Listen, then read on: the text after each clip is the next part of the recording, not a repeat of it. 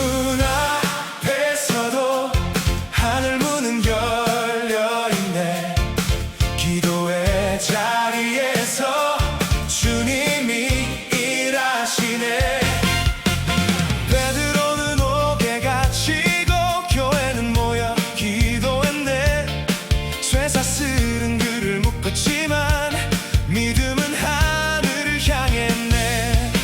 사람의 길은 끝난 듯해도 주님의 길은 닫히지 않네. 절망의 밤이 깊어질 때 기도의 불이 타오르네.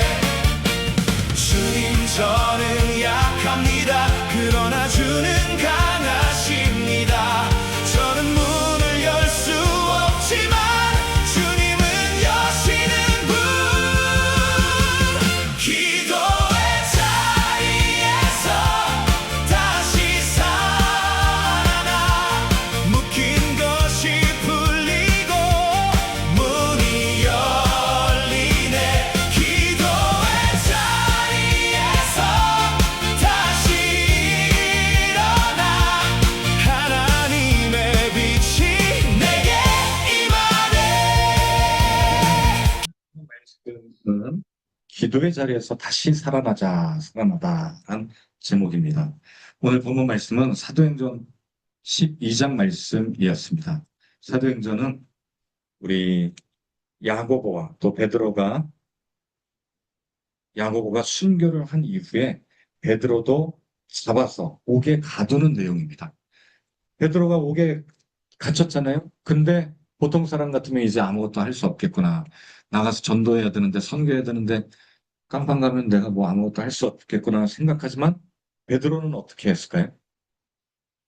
자기가 있는 곳이 선교의 자리다 해서 감옥에서 그냥 열리지 않는 문 앞에서도 기도하고, 계속 기도하고 낙심하지 않고 기도했더니 어떤 일이 일어납니다. 간수가 변화됩니다. 간수가 옥문이 열리고, 근데 옥문이 열렸다고 그냥 나가서 돌아다니지 않았어요. 간수들이 변화됩니다. 예. 그리고 결국 이제 나가서 또 전도할 수 있게 되었던 것을 보게 됩니다. 초대교회는 굉장히 이렇게 위기감이 감돌았습니다. 예수님이 십자가에 못 박히고 부활하신 다음에 제자들을 피하고 한 명씩 한 명씩 순교하기 시작합니다. 야고보가 또 이렇게 순교했고요. 베드로도 감옥에 들어가게 되고 또 헤롯 아그리파 1세의 박해가 시작되었습니다. 철저히 통제된 감옥 군사 경비 안에서 있다 보니까 전도를 못하게 하려고 전도를 자꾸 예수를 믿고 나가다 보니까 이런 일들이 벌어지게 됩니다.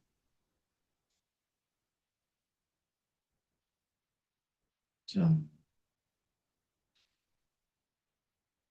하지만 초대교회 교인들은 어떻게 했을까요? 이런 상황에서 낙심했을까요? 아닙니다. 더 열심히 모이기를 힘쓰고 기도하고 기도하다가 이제 붙잡히면 그냥 기쁘게 감옥 가고. 근데 이제 길가에서 기도하진 않았죠. 다락방 몰래 가서 기도하고 또 이들이 또 기도한 게 마가라는 요한의 어머니 마리아 집에 가서 거기에서 다 같이 기도했어요. 베드로가 감옥에서 풀려나게 해달라고 기도하고 기도했는데 결국 베드로가 어떻게 되나요? 풀려납니다. 기도는 절망을 하나님께 맡기는 자리입니다. 첫 번째입니다. 절망 앞에서 우리가 힘들 때, 고통당할 때, 희망이 없을 때 우리는 어쩌면 신세를 한탄할 수 있습니다.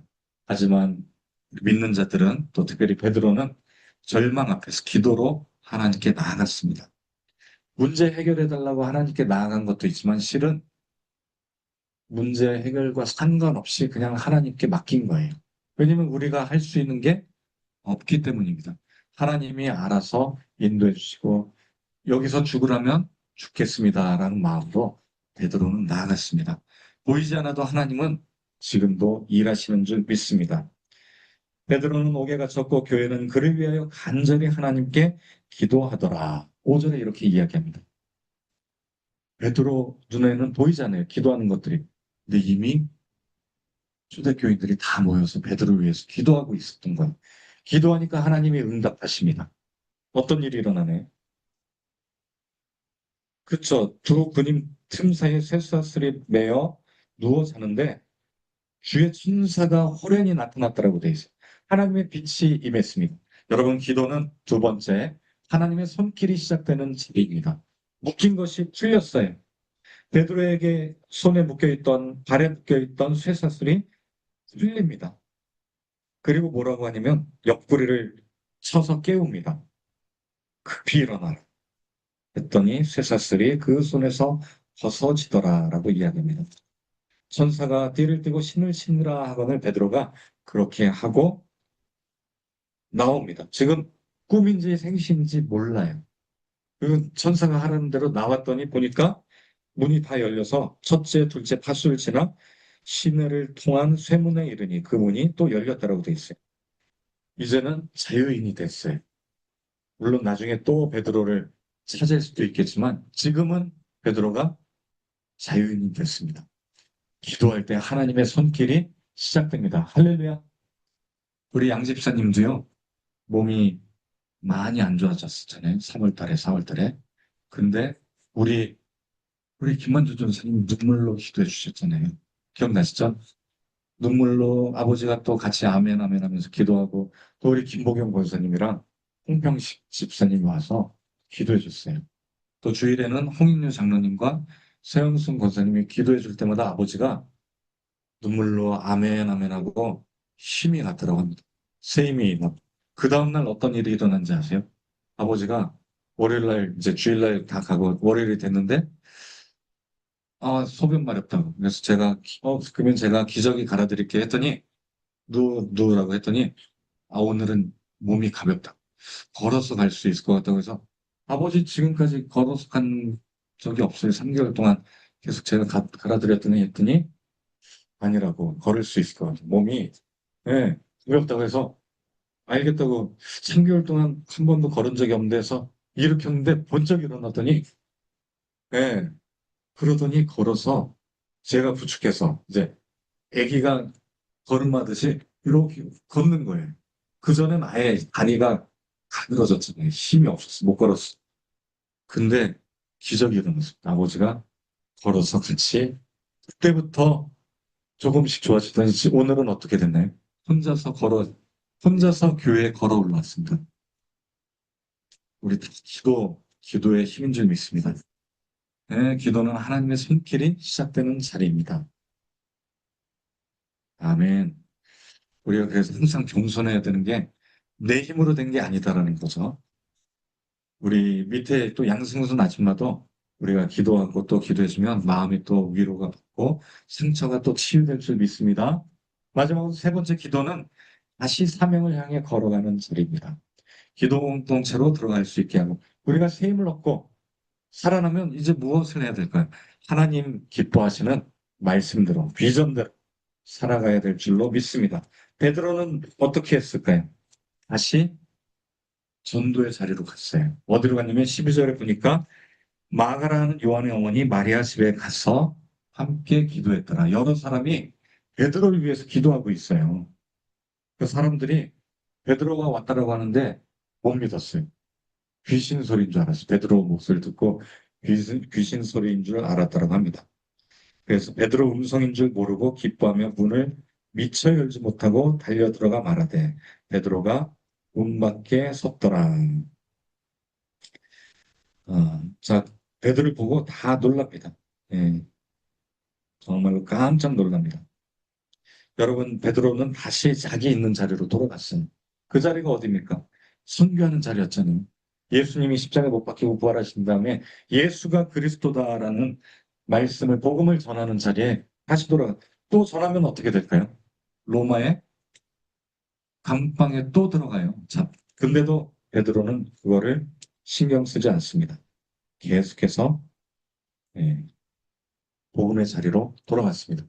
날이 샜다라고 돼 있어요. 16절에 18절에 보니까 베드로가 어떻게든지 보니까 사라져 버렸어요. 근데 이들이 아무리 찾고 찾아도 못 찾은 거예요. 베드로를.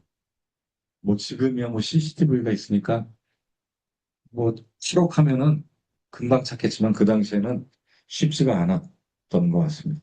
이제 베드로는 자유의 몸이 돼서 열심히 또 복음을 증거합니다. 여러분, 우리 기도는 다시 자기의 사명의 자리로 돌아가는 자리인 줄 믿습니다. 여러분, 놀랍게도요, 기도할 때 우리 몸과 마음이 변화되는 그러한 내용이 있습니다. 두려움과 스트레스는 우리의 뇌와 신경계를 자극해서 몸에 긴장을 주는데, 기도할 때요, 신기하게도 뇌가 긴장이 풀린다고 합니다. 그리고 깊은 호흡이 또 중요하대요. 그 복식 호흡이라고 아시나요?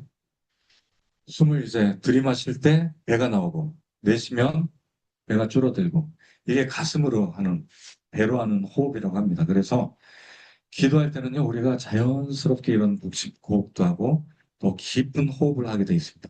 마음의 안정감이 오고요. 그리고 또 신뢰, 감사, 소망이 우리의 뇌를 변화시킨다고 합니다. 이런 걸 또한 회복 탄력성이라고 하는데, 고난을 통해서 우리가 새 힘을 얻는 것을 회복 탄력성이라고 합니다. 앤드류 뉴버그라고 하는 과학자가 있습니다. 뇌과학자인데, 이 뇌를 전두엽, 두정엽, 그리고 다양한 부위를 다 조사를 해봤어요. 근데 우리가 기도하고 집중할 때는요, 전두엽이 강화돼. 막 여기는 혈류가 많아져서 번쩍번쩍 빨갛게 이렇게 보인다고 합니다. 그러니까 우리가 기도할 때 집중하는 거예요. 그리고 또 두정엽이라고 해서, 자기와 세계를 그러니까 하나님과의 만나는 그런 경계라는 거죠. 우리가 내 생각, 의식이 아니라 무의식의 경계에서는 주정엽이 또 활성화된다고 합니다. 그리고 우리 몸과 마음이 안정화되고 또 회복하는 데 큰 도움이 된다고 기도하는 사람들의 뇌를 연구한 사람이 앤드류 듀버. 알고 봤더니 다른 어떤 사람들보다 기도할 때 하나님께 기도하는 사람이 뇌가 제일 활성화된다고 되어 있습니다. 그리고 전두엽도 우리가 기도하고 집중해서 할 때는 전두엽이, 그리고 하나님과 또 대화할 때 두정엽이 이렇게 변화된다고 되어 있습니다. 물론 우리가 이 뇌의 연구가 다가 아니지만, 여러분, 우리가 기도할 때는 정말 하나님이 또한 믿음의 또 은혜를 주십니다. 내 몸이 나아질 거라는 믿음을 주시고, 또 그 믿음이 우리의 몸을 변화시키는 줄 믿습니다. 뇌를 바꿔준다고 해서 우리의 생각이 바뀌는 건 아니에요. 우리의 생각이 바뀌기 때문에 우리의 뇌가 이렇게 활성화되고, 우리가 기도하기 때문에 우리의 몸이 변화되는 줄 믿습니다. 기도는 호흡입니다. 영적인 호흡, 하나님께 나아가는 호흡입니다. 하나님께 기도하시는 여러분 되시기를, 또 기도의 자리로 돌아가시기를 예수님의 이름으로 축원드립니다. 마무리하겠습니다. 절망을 맡기는 자리, 기도의 자리는 절망을 맡기는 자리. 두 번째는 하나님의 손길이 시작되는 자리다. 마지막으로 기도를 통해서 우리가 사명을 향해 걸어가는 자리임을 이 시간 깨닫고, 기도의 자리에서 다시 일어나고 살아나시는 여러분 되시기를 예수님의 이름으로 축원드립니다. 자리에서 다시 살아나 기도로